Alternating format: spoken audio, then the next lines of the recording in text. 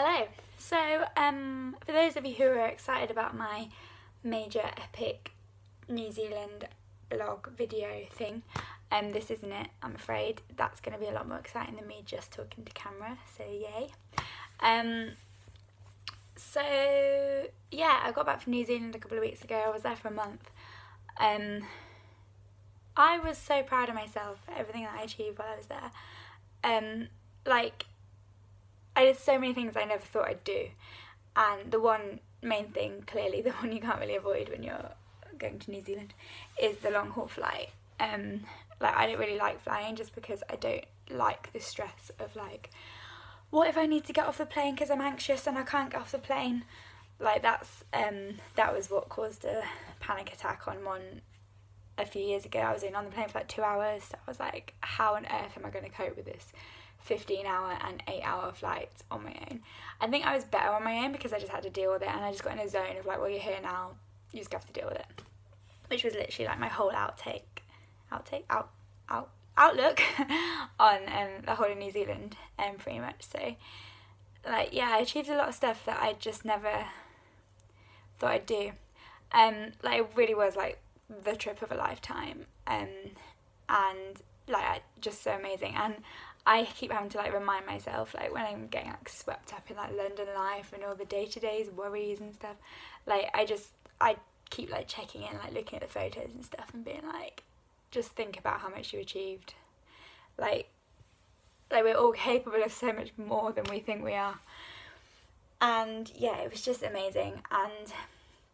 But then I had an issue when I came back to England because I was happy to be home and everything. But I've landed from a holiday in Spain for a week before and been I love Spain, but I'm so happy to be back in England. And I got back to New Zealand and we landed and I was kind of just cool. And then same when I got back to London itself, I thought I'd be thrilled to be back, and I was just I got off the train and was cool, so I'm back. And it is weird, I was only away for a month. Obviously a month's quite a long time. But yeah, it was just what do I do now? There was such a big build up to the trip, and now I'm back and I don't really have a life plan. I've got jobs lined up between now and Christmas, but moving forward after that, I don't know. So while I was in Auckland airport waiting for the flight, I was thinking okay, I need a bit of a future plan. So I was writing one down. This is weird. I was writing it down. I was sat there, and then I was okay, I better go to the gate. I remember getting up, and I remember finding my seat on the plane, but I don't remember the bit in the middle. Weird, a major memory loss. I've racked my brains, and I literally cannot remember walking from that place I was sat. I remember getting up and going, and I don't remember until I was on the plane. Really weird. And I hadn't even flown by that point, so I wasn't jet lagged. Anyway, I had been in the airport a long time though. So. But yeah, so I formulated a bit of a plan, and then sketched some ideas out.